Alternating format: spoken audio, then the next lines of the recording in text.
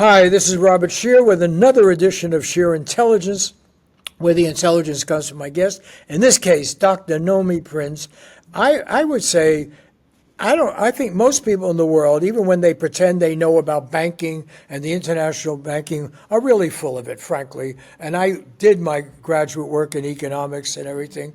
There's only one person that I can turn to who really makes sense of it. She's not working for the big banks. She's not. She did once work for Goldman Sachs as a manager, but she's an independent writer in the best sense of the word. And she has written a whole list of the most important books about international banking, the World Bank trading system, central banks, and so forth. And I've got, I think, 3 podcasts with her that you can find here on KCRW and elsewhere. But I want to focus on what I think is the issue with central banking right today. There is a rebellion against the power of the central banks, basically, of the Western economies. And the revolt takes in people of different religions, economic outlet, different ideology. It's united China and India to some degree. They're both part of this BRICS coalition that is challenging the power of the dollar, the power of the central banks that cooperate with it. I'm going to turn it over to you, Nomi, because I want to know, is this a time of profound change, challenge? What's going on?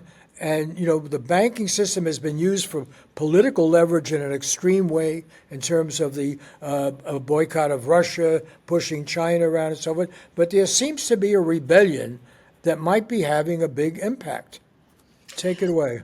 Yeah, and thanks. It's so great to be speaking with you again. It's been a while. And thank you for the intro. And yes, we are in the middle of, not even the middle, I think we're at the beginning of a transformation of global trade and the center of where global power is from the standpoint of economics that started really as a result initially of the financial crisis of 2008 and just the fact that the U.S. banking system, the Fed, etc., was so ill-equipped to handle itself, to contain its own risk.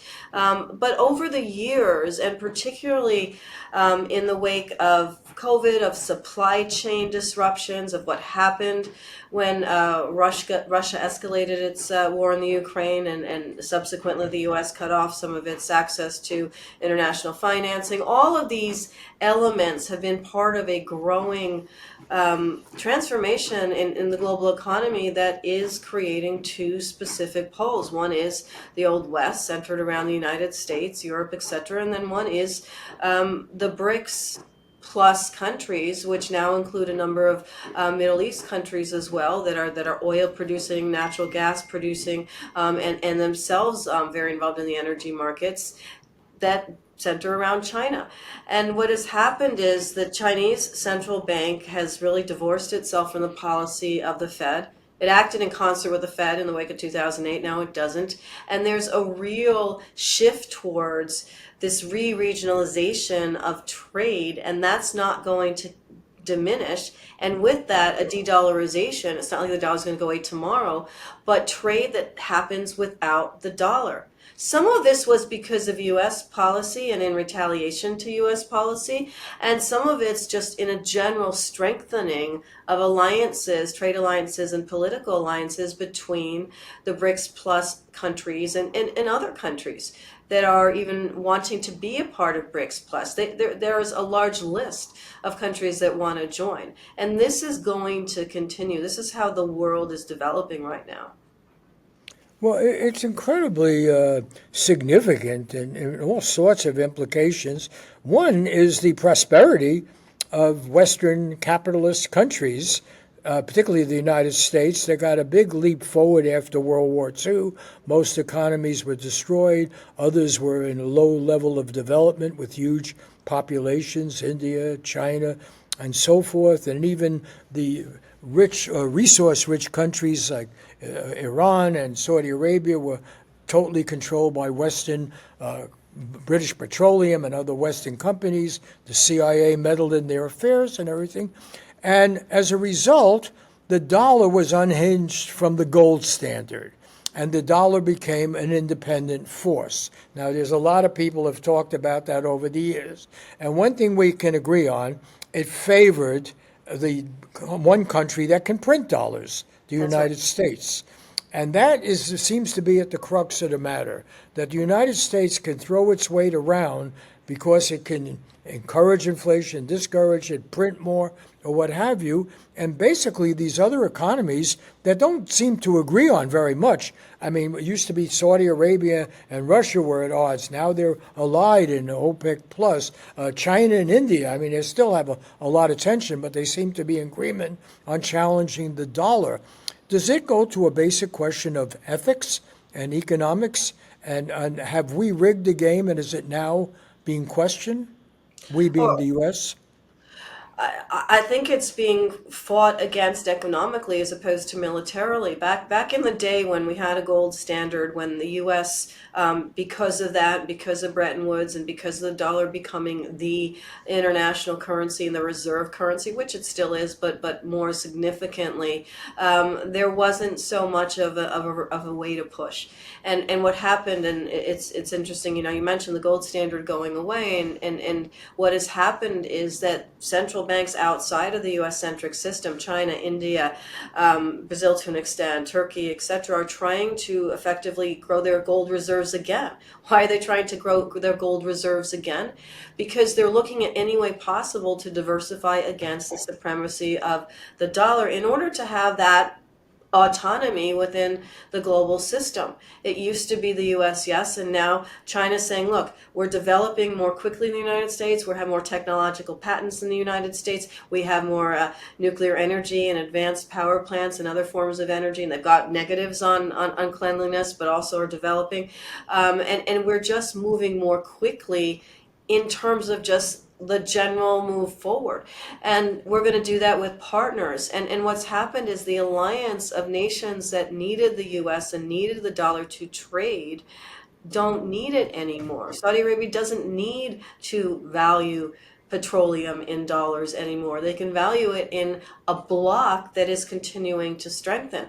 I was in Brazil in April, and I've done a lot I did my PhD on the triangle between Brazil being in the middle of China and the U.S. and how that's moving more towards China, with, of course, diplomacy with the U.S. still intact, but still from the standpoint of production, of workers, of partnerships. And I was in the capital actually talking about the G20, which is going to be happening in Rio in November, and what was going to be discussed at the G20. It's going to be big on energy. It's going to be big on digital platform currency. Why? Because it wants to create a digital way of de-dollarization and of creating more of, whether it's a world currency or whether it's a currency amongst BRICS and other nations, as simply a method of payment, of securing flows of funds for products and services and trade across these nations. And what was interesting to me, just on a real sort of light basis, is, you take Ubers, we do everywhere. And in the capital of Brazil, in Brasilia, the only car that Uber drivers were driving was a BYD, an EV BYD. It's called Build Your Dream. It's a Chinese company. They're manufacturing now in the center of, or trying to build a plant in the center of Brazil. And Teslas are nowhere to be found. And while I was there, Elon Musk was having a pretty strident argument with Lula, the president of Brazil, about the fact that he was favoring, in his opinion, a Chinese car company. And then you sort of flash back out of that. And the reality is these cars are not just going into Brazil, they're going into Italy, they're going into France, they're going into Germany. They're outpacing in trade some of what's happening with a key new development, a key new product that the United States is also competing on through Tesla. And it doesn't need to have the United States market in order to be successful.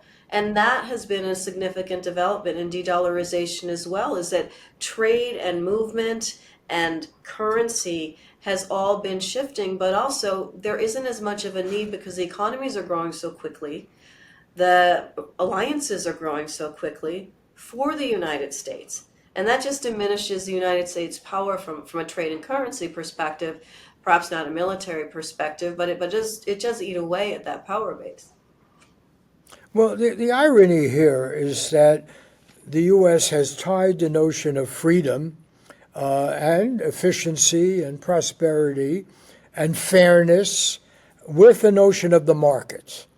And as long as the market favored the most developed countries, and they had all the high tech and they controlled the banking system, the others were trying to get the scraps off the table. So China, India are competing to put out cheap T-shirts or, do all the kind of low-tech work. And the big profit on technology, the low-tech work is doing assembling the phones. Profit is made in Cupertino and so forth.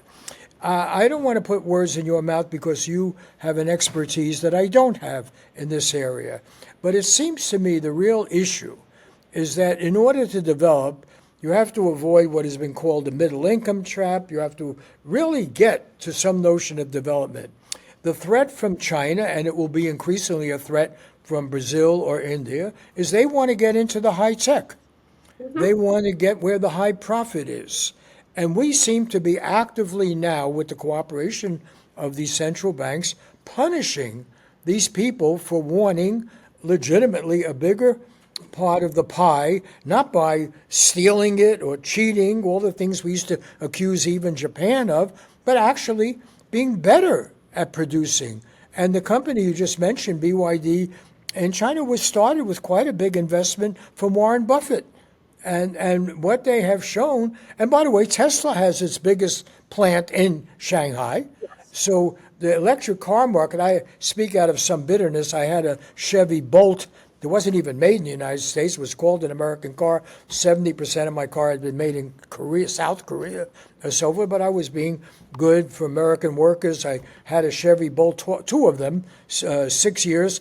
And the fact is, the company could never back it up. And it didn't match what a Tesla made in China or anywhere else could do, let alone what a BYD can do for half the price. So isn't this really a war over whether you believe in an international free market or whether you want it still rigged for the privileged nations? And just to tie it into your earlier work, it's the same game that was played in the United States with central banks. You basically recreated a market system which was not a free market, but one that favored the people of affluence who could game the market. So isn't there a continuity here in your own life work? It is my own life work. If I think about the Which, by main. the way, give the name of the last book and how you reached on Substack and how I didn't give you a proper promotion, but people want to keep up with your work. It's very easy. I blew it by not doing it at the beginning. So why don't you do it now and summarize that life work and how it applies to the current situation? Sure. So a lot of my books are, including Permanent Distortion, which is my most recent book, Collusion, which is How Central Bankers Rigged the World, which was the book that happened before that, that really ignited a lot of this shift that we were talking about in the beginning of this interview, and other books, All the President's Bankers, It Takes a Pillage. These are all the through line of my books, and you can find my current work on prinsites.substack.com, where I continue the through line narrative across trade, across currency, across commodities, and across the main theme of Wall Street as a name, but effectively the financial system being rigged to the benefit of the people at the top of the financial system that control it, as being counter to Main Street or the real economy and real people. So I constantly look, whether it's historically or internationally, from a supply chain perspective now or whatever it may be, as to how that system has been rigged and how it evolves and how it's changing, who benefits, who doesn't, and how that's changing. And that's the sort of general summary of my work. Regarding what you said there about BYD versus Tesla and how stuff is produced in China for Tesla, but we know BYD sells in different places, and I was saying it doesn't necessarily need the United States. The world is a big place. The world is catching up with its own with the competitiveness, with the rigged nature of markets that the United States has been so good at, and the banking system has been so good at, and the Federal Reserve has been so good at subsidizing and enabling in its own ways. And its own ways are developing in other countries, using energy from other countries. One of the reasons that Brazil is growing so quickly in terms of partnerships is because its energy sources are very cheap. It's net positive on energy. So if you're going to build a factory, if you're going to have a manufacturing site, if you're going to have infrastructure going to and from that site, you need to pay the bills, you need the utilities, you need the massive amounts of energy to run an AI data complex, which is growing there as well. And where can you do that more cheaply? It used to be about labor being cheaper. Now it's about also things like energy being cheaper, sort of the other aspects of producing and creating and expanding technology or manufacturing or products. And countries are looking outside of the traditional relationships with the United States and strengthening the relationships with countries that can give them what they don't have. And again, that is going to continue as a trend. So let's cut to the chase, because in the election, there's a lot of subtext of a protectionist nature. We're being taken advantage of by other countries, particularly China. They subsidize different things like, solar power. They subsidize the cars and all that. And it's sort of the old argument. Everybody likes competition as long as they're winning. And That's when right. they're not winning, then they want regulation and control, and they want the game rigged. And I just, watching both party conventions, they are both eager in order to proclaim USA, USA, USA, America's great, I'm going to make America great, America's always been great, blah, blah, blah. The fact of the matter is, we aren't great in every respect. And we've been living very high on the hog based on, yes, we came out of World War II, everything was destroyed, we can make stuff. We have a hardworking, educated workforce. I'm not denying that. But the fact of the matter is, for all the proclamation of our belief in capitalism, when it's actually practiced effectively to help other people. After all, having a successful economy in China helps a lot of people. There's probably a middle class now of 400 million or something. There's a lot of mouths to feed. And ironically, China is actually seeing a declining birth rate as one aspect of prosperity. India obviously faces even more serious problems, but they're getting into high tech. Aren't we really basically talking about freedom in the world and prosperity in the world and ethics? What is fair? And do we, as the most advanced nation and our allies in Western Europe, really have to always been the top dog? And the key to being top dog is to own the dominant currency. Is that an oversimplification, or is that accurate? So to your point about competition, about where the US stands, we have been able to control the banking system globally, the currency because of the Federal Reserve and how our banking system works. And we've been able to really rest on our laurels from the standpoint of a country with respect to having an economic plan. So both parties are talking about little fixes around the edges and making all these promises. But there's no actual fundamental plan in terms of growing their economy. China has a 5-year plan. They also have development banks that can help to finance that plan. That includes growing infrastructure and technology within China and within their trading partners. So there's more of a sense of competing from the standpoint of more planning.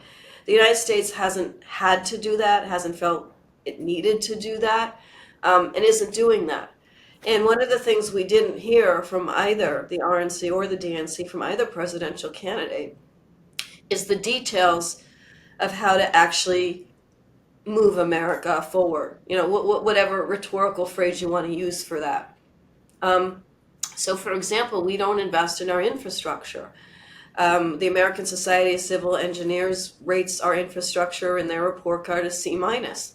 They don't do that just ad hoc. They have significant analysis across the states, across projects from bridges to ports to airports to power lines to communication systems, and it's a very rigorous study that goes on all the time to come up with these inferior grades, and the amount of cost it would take for the United States to take on a significant upgrading and modernizing of all of its infrastructure, from the power to the physical roads.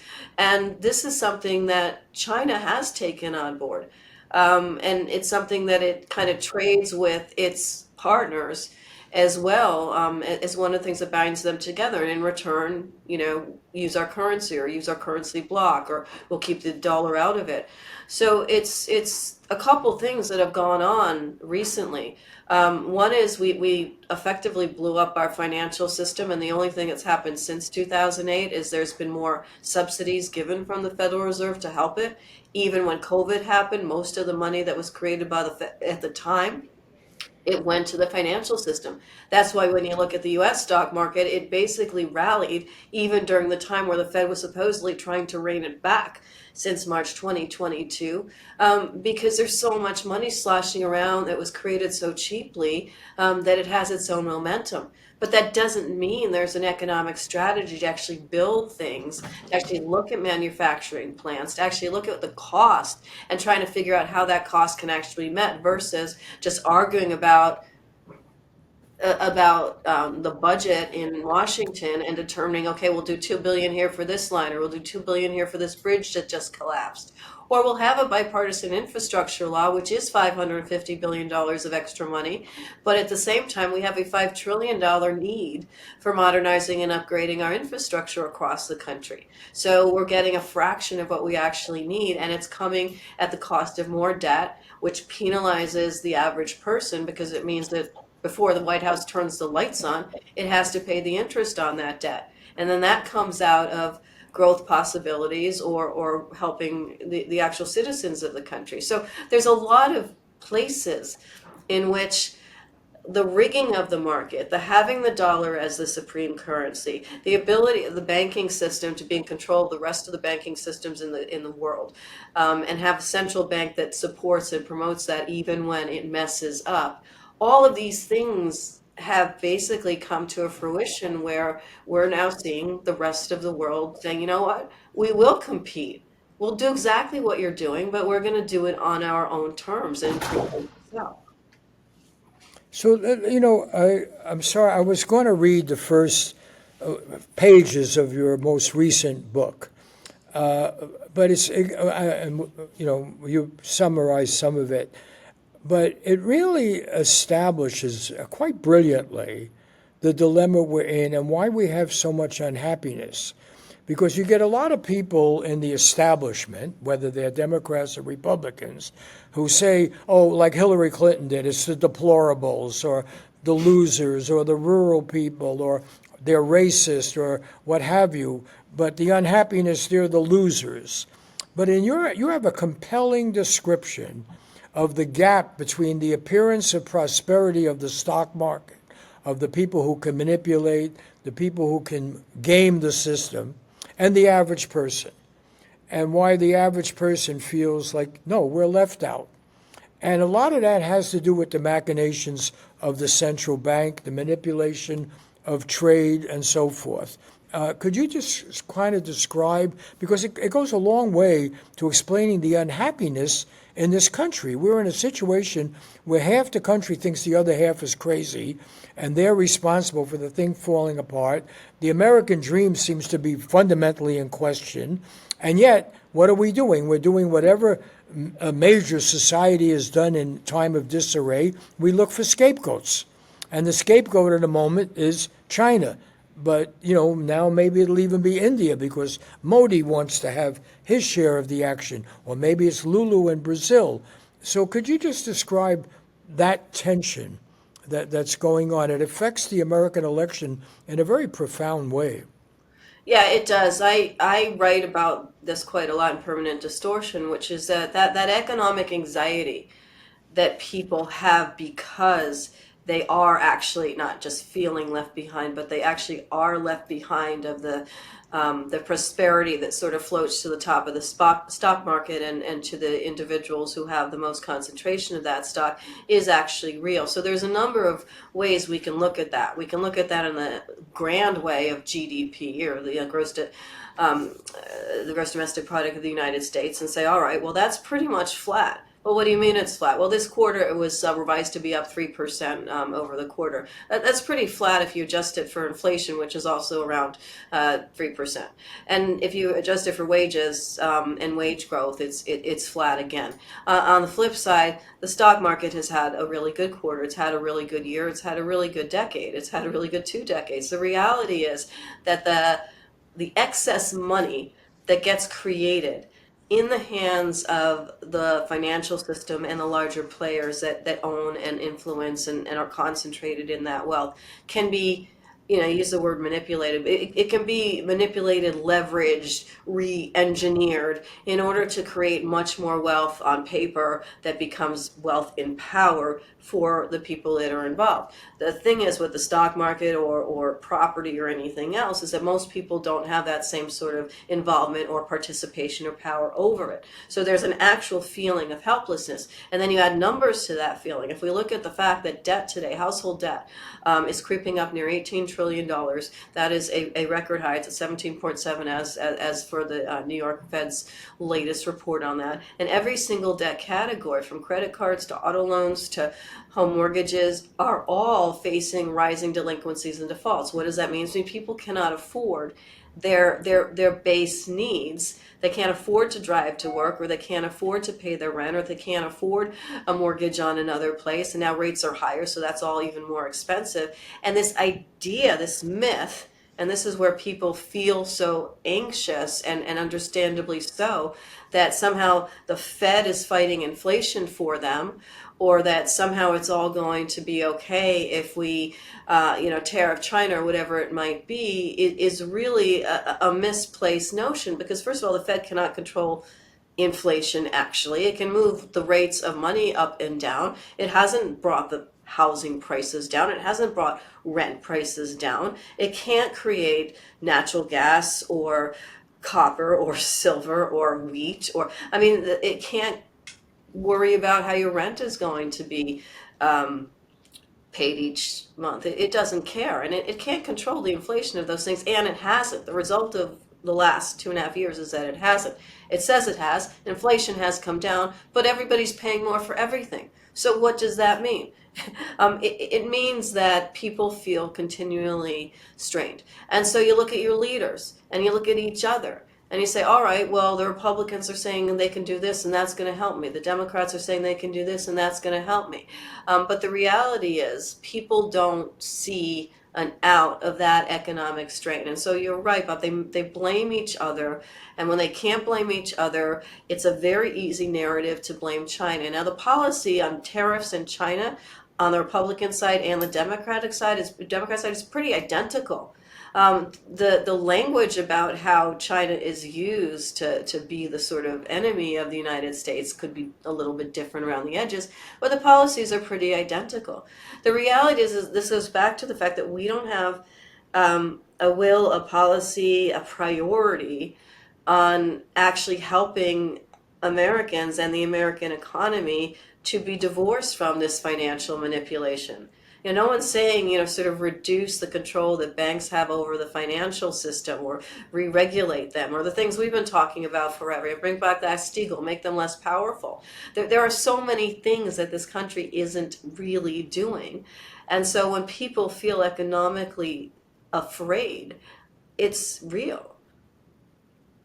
Well, but so, what's scary about this is that most of profound authoritarian, fascistic movements that we've seen in the world come in response to economic upheaval. And then you find the scapegoats. Okay, whether you're talking about Germany between the wars, or Italy, but you could talk about any country. You could talk about the history of China. You could any country. So the economics doesn't stay placed. The economics drives madness, confusion, refugees, war, and so forth. And what you've just stated is the most alarming observation, that we are incapable of an intelligent debate, discussion, election about economics. That's right. And if you think about it, because going back to your books, like what was the title about the one that was a parody of Hillary It Clinton? takes the pillage. I'm It sorry. takes the pillage. Oh, it takes a pillage. I'm sorry. I got that. Yes, that was the hill. Yeah, that was the. It was. It takes a Yeah. pillage. That was after the financial crisis. Yeah, but the fact is, the financial crisis did not come about because of Wall Street greed of Republicans, which used to be the old thing. The Republicans were the fat cat party and greed, and then we had Ronald Reagan, and he's a terrible guy. He's going to, give everything to the rich. The fact of the matter is, he didn't pull it off. It was Bill Clinton who ushered in successfully, got an alliance. We've discussed this in previous shows with the Republicans, Phil Graham and others, to deregulate Wall Street, and basically in the name of an ultimate free market, which ended up destroying particularly black and brown college graduates, people who didn't have, got sucked up in the housing market. The Federal Reserve has documented all that. And yet, so it was bipartisan. And the bailout, which came when Obama was president, and even Kamala Harris opposed it when she was Attorney General in California, was a bailout that made the banks whole. None of the bankers went to jail. And so the central bank and, the central bankers go into the government, they come out. Timothy Geithner is a perfect example of someone going back and forth. Lawrence Summers, my goodness, he gets to be head of Harvard, and then he works with a big, all these scandals. And so how is it that the media and everyone else ignores the obvious, that we don't live in any kind of economic democracy? The economic issues are not in any serious way discussed about how we get winners and losers. It's never related to foreign policy. Like, we're not angry with China now because they're violating human rights or so forth, or not paying their workers enough. There would be legitimate criticism. Why doesn't China have more vigorous trade unions instead of official trade? What is their minimum wage? What are their working? Those would be legit. You don't hear any of that. We're very happy when the Chinese are got us through the pandemic, producing our toilet paper, producing everything that we needed. It's only when they excel, get into the high profit area, that suddenly we connect the economic to the political. And so you have been fighting I know you got to go and we're taking a lot of time, but you've been fighting a lonely fight. You started out as a banker. You were working at Goldman Sachs. You've been swimming with the sharks and the scoundrels and everything. Why is there so much resistance to this message? And particularly now, when you have the most extreme billionaires control the mass media, even directly, right? The Well, Jeff Bezoses of this world. I think that, that's part of the answer. What we've seen, or what has happened since I did leave Wall Street, and we've had all these conversations about how the power, or not just the money, but the power flows to the top. Which was predominantly just the Wall Street CEOs. Now, of course, you got the tech CEOs, you got the media. Sort of merging of tech CEOs. You have Elon Musk, who has X/old Twitter, and all the other companies he has, and all the backing he's given, and you just have phenomenal amounts of money that continue to flow in one direction, and a phenomenal amount of concentration at the top, and that creates an economy that actually benefits everyone else who's in power. When I wrote All the President's Bankers, it was about the relationship between bankers and presidents and how they mutually reinforced each other's power. And they had relationships that did that, and money did that. Today we have the same exact thing, except the tent's a bit bigger. It's not just bankers, it's bankers and their friends. It's tech people, it's other people. But the reality is to not bring up the actual economy, aside from things like, oh, we'll bring inflation down, or oh, we'll make your jobs better, or just sort of really hand wavy kind of promises, keeps that status quo going. And this is what we're seeing now. We're going to continue to see, and it doesn't matter which party is in the White House. Neither party is going to question the underpinnings of what makes our economy the way it is, of what makes inequality continue to grow, of what makes people continue to blame each other or other countries instead of the actual system, because they are at the top of that system. That's how they stay in power. Those are the people that they hang out with. And this is the mutually reinforcing set of individuals that have every interest in keeping the discussion about the actual economy, real discussion, real critiques, real possible solutions, for the most part, out of conversation. Again, I promise I wouldn't keep you long, and you'll never come back on here if I don't honor that. But I do want to say one thing. I mean, what is so outrageous is that this is done in daylight. That you worked at Goldman Sachs. You know what Goldman Sachs was all about. You know what finance capital was all about. You've written brilliantly about it. It appalled you. Then you went on to do more scholarly work and write about it and expose it. Other people, Robert Rubin is such an example, they go in and out of the government. And, they created Citigroup. We're not going to visit that whole history. But it is amazing how little people, the media, never addresses it. It did not seem the least bit shocking when they deregulated Wall Street and made Citigroup a still troubled bank possible by destroying the whole New Deal regulation of Glass-Steagall and everything. And yet they get Robert Rubin goes from the Clinton administration to have a job at Citigroup, being paid, what, $20 million a year or something, 15, 20 million a year. And he's just having a ball, helping this bank supposedly benefit from the privileged position that he put them in when he was Secretary of Treasury. Why is there no shame? And it can't be, I guess, it's part that the billionaires own the media. But what you are out there, this is the last thing I'm going to ask you. You've been speaking a lot. You're tired right now. You've been speaking all week. You've written absolutely, I'll use the word, brilliant books, because you've taken the boring, dismal science of economics. You did what Adam Smith did, actually. No one ever gave Adam Smith the credit for being a great popularizer and explaining in Wealth of Nation how it really works from his perspective, but they explained it. And one thing you didn't want to have is a rigged market. You supposedly had an invisible hand and a free market, and it would work. But you've been a lone voice, really. Very few. I mean, Robert Reich used to say interesting things. He was somewhat in opposition to Clinton Street, but then I think he caved. And, he writes every once, but not blame the power elite. What you just said before, and you said it in the beginning of your last book, that the game is so blatantly rigged that it creates an unhappy population that might embrace really extreme measures that are fundamentally, totalitarian, evil, nasty, scapegoating. It produces violence, hatred, fear in its wake.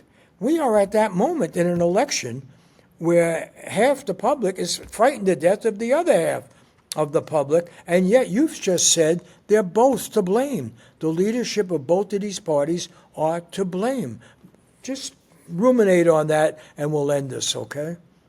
Well, the reason the leadership of both parties is both to blame is because the relationships that they have with the institutionalized sort of rigging of the markets, with the people that sit at the top of the firms that actually have and control how money works, and with the relationships that the Federal Reserve has with the financial component of this and so forth, it just benefits them. And also they're in the bubble of that power base, regardless of whether they're Democrats or Republicans. There's issues of degree. There's definitely things that are better or worse on certain issues on both sides. But with respect to that, sort of richer, more powerful versus less powerful, less rich divide, they are on one side of it, so the leaders of both parties.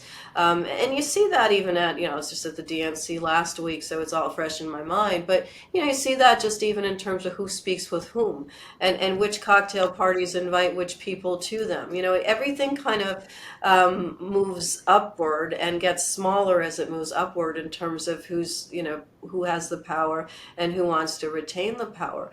And so that's why even if things get questioned on the surface, the idea of changing them doesn't really get pushed throughout party policy. And that's one of the reasons why, again, I think people, yes, they're strained. We talked about that before. They can blame the other party, they can blame each other, but they don't get to blame the system, because they don't feel that there's any real connection or control there that they could have over the system. And so I think that's one of the reasons why, ultimately, going back to the beginning, the United States not answering that question, not even letting that question be discussed on a party basis, on a political basis, is one of the reasons why we're not going to have a strategy that's going to help people throughout the rest of the country in a meaningful way. It's not that people can't help themselves. It's not that people can't help each other. But from the standpoint of looking at it as a national priority. And I think that's a problem. And that does continue. I wrote that permanent distortion, and it is sadly true. This was before we knew what this election was going to bring, and we still don't actually know what it's really going to bring. But that this and economic anxiety, this disenfranchisement from having a voice, from seeing that change can really happen, is what manifests in more anxiety and more violence and more disenfranchisement. It's kind of self-fulfilling, and I hope that's not always the case, and I hope there's opposition that can actually relate to change, but this is kind of where we're at right now, and this is why people feel really so stressed out by the whole thing. Yeah, they're stressed out, and they're also vindictive and angry and can get violent, and they scapegoat. We should end on that. The whole problem is if you deceive people about their economic woes and you say it's, Wall Street run by Jews, or it's China run by those communists, it doesn't matter how you demonize it. The current fashion, of course, is China and immigrants. No connection that you can make. But you're finding basically a scapegoat. And you will not call out the people who actually have the power in the country, and they hide behind their slogans and their images and so forth. And it's really, I think, a very frightening moment. The odd thing is, we seem, and I take this away from some of your writing, we seem to be uniting a large part of the world to reject this simplistic, chauvinistic nonsense. I mean, I knew growing up, India was going to be the great democratic model, and then communist China was the totalitarian model. The idea that despite their internal and nationalistic hostilities and everything, we're bringing them together. We're bringing Saudi Arabia together with China and Russia. I mean, it's amazing if you look at kind of the changing trade patterns. And I don't know, I said I would stop it here, I will, but it's sort of annoying that there's one solution to the concern of decent jobs here.